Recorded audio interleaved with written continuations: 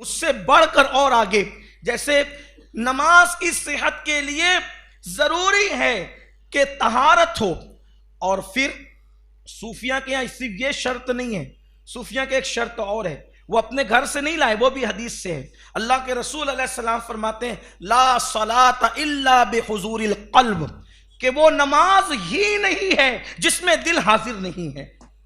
اس کا مطلب یہ ہے کہ صوفیہ کی نماز کون سی نماز ہے کہ اللہ اکبر سے لے کر السلام علیکم ورحمت اللہ تک کیفیت کیا ہونی چاہیے؟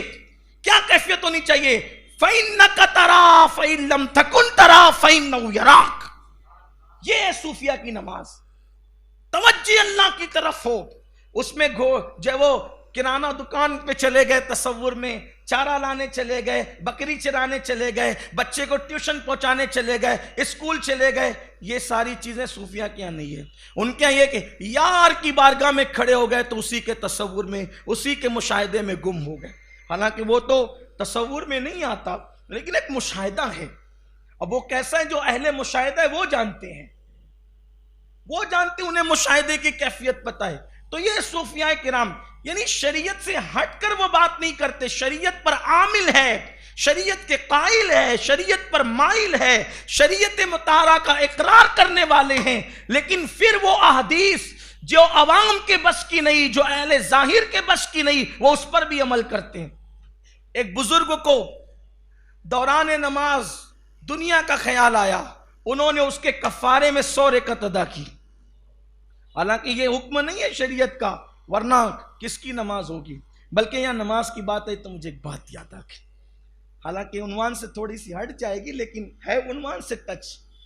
حضرت سیدی وارث پاک عالم پناہ حضرت وارث پاک سید وارث علی شاہ رحمت اللہ تعالی علیہ قادری، وہ کسی کے پیچھے نماز نہیں پڑھتے تھے جلدی سے، تو لوگوں نے فتنہ بپا کیا کہ یہ نماز ہی نہیں پڑھتے۔ وہ پڑھتے تھے نماز لیکن کسی کے پیچھے نہیں پڑھتے تھے، یعنی کسی کی اقتداء نہیں کرتے تھے، خود پڑھاتے بھی نہیں تھے اور کسی کے پیچھے پڑھتے بھی نہیں تھے، اپنے اجرے میں رہتے تھے، نماز پڑھتے تھے۔ تو لوگوں نے فتنہ کی یہ نماز نہیں پڑھتے، پبلک تو پبلک ہی ہے نا، پھر انہیں تو فتنہ ہی چاہیے الا ماشاءاللہ، تو ان کے پیچھے فتنہ لگا دی، نماز نہیں پڑھتے، نماز نہیں پڑھتے۔ وارث پاک کو لوگوں نے کہا کہ نماز نہیں پڑھتے، کہا میں تو پڑھتا ہوں، کون کہتا نہیں پڑھتے؟ کہا آپ کو کسی کے پیچھے نہیں پڑھتے تو لوگ کہتے نہیں پڑھتے۔ کہا چلو ٹھیک ہے بھائی، اگر آپ پڑھوانا ہی چاہتے ہو تو چلو لے چلو، کہاں چلتے ہیں؟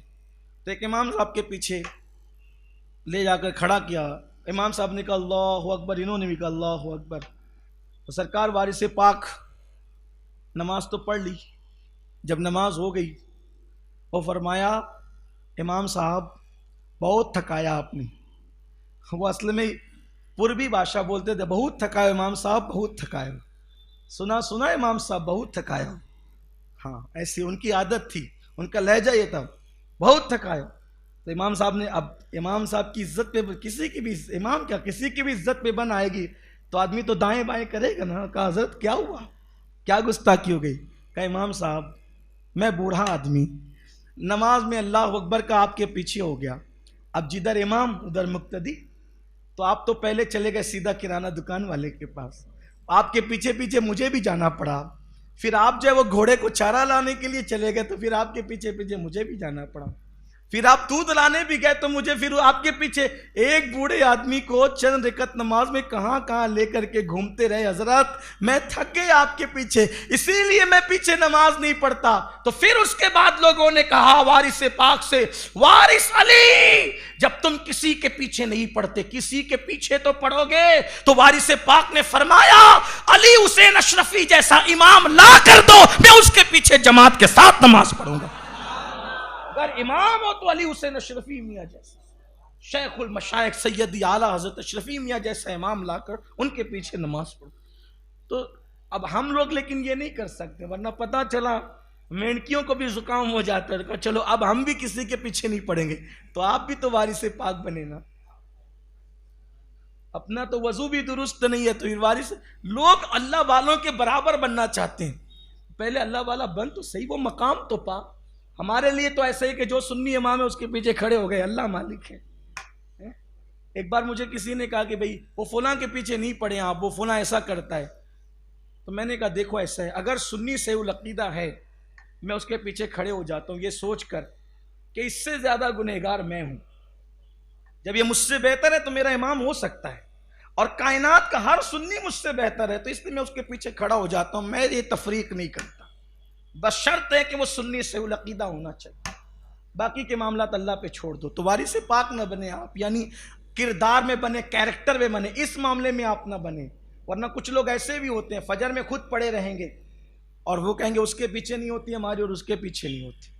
ہاں اللہ تعالیٰ رحم و کرم فرمائے. لیکن بہرحال عرض یہ کر رہا تھا، بات دور نکلی کہ صوفیاء کرام لا صلاۃ الا بحضور القلب، وہ اس طرح کی بات کرتے. اسی طرح سے صوفیاء قرآن اور حدیث سے کہیں ہٹے ہوئے نہیں، ہر جگہ وہ آپ کو قرآن اور حدیث پر ملیں گے.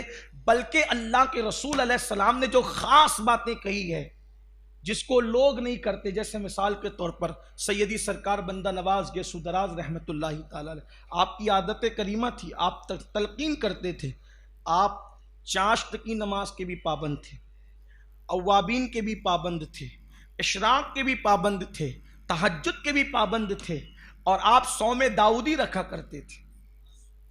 104 سال کی آپ نے عمر شریف پائی ہے. 104 سال کی 104 سال کی عمر میں پہنچنے تک آپ صوم داؤدی رکھتے تھے. جب بڑھاپا زیادہ آ گیا، عمر زیادہ ہو گئی، تب بھی آپ نے ایام 20 کے روزے ترک نہیں فرمائے. نہیں 13 14 15 یہ 3 روزے ہیں مہینے کے، اس کو آپ نے زندگی کی آخری سانس تک ترک نہیں فرمایا. کیونکہ میرے آقا علیہ السلام کی حدیث پاک ہے جو 13 14 15 کے 3 روزے رکھے ایک مہینے میں، وہ ایسا ہی ہے کہ جیسے اس نے مہینہ بھر روزہ رکھا. اللہ تبارک و تعالیٰ اس کو یہ انعام دیتا ہے کہ اس نے گویا مہینے بھر روزہ رکھا. وہ بہت پابندی کے ساتھ وہ یہ صوم داؤدی رکھتے تھے. اور آخری عمر میں جو 100 سال کے اوپر کی عمر ہو گئی، عمر شریف، اس میں بھی آپ نے کبھی جو ہے وہ ایام 20 کے روزے ترک نہیں فرمائے. چاشت، اشراق، چاشت، اوابین، تہجد، یہ ساری نمازیں ہوتی رہی. ایک خاص بات حضرت بندہ نواز گیسو دراز بلند پرواز رضی اللہ تعالیٰ عنہ کی یہ بھی ہے کہ امام حسن بصری سے لے کر خواجہ نصیر الدین چراغ دہلوی تک علم میں کوئی کم نہیں ہے.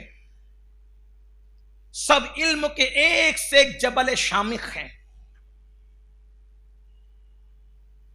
بلند پہاڑ ہیں، مضبوط پہاڑ ہے. یہ علوم کے سلسلے چشتیہ اہل بہشتیہ کے جتنے بزرگ ہیں، بلکہ سلسلے قادریہ بھی ہو، سلسلے نقشبندیہ بھی ہو، سلسلے سہروردیہ بھی ہو، لیکن اس وقت سلسلے چشتیہ کی بات چل رہی ہے. امام حسن بصری سے لے کر خواجہ نصیر الدین چراغ دہلوی تک کون ہے ایسا کہ جس کے پاس علم نہ ہو؟ یہ صوفیہ بھی تھے، محدثین بھی تھے.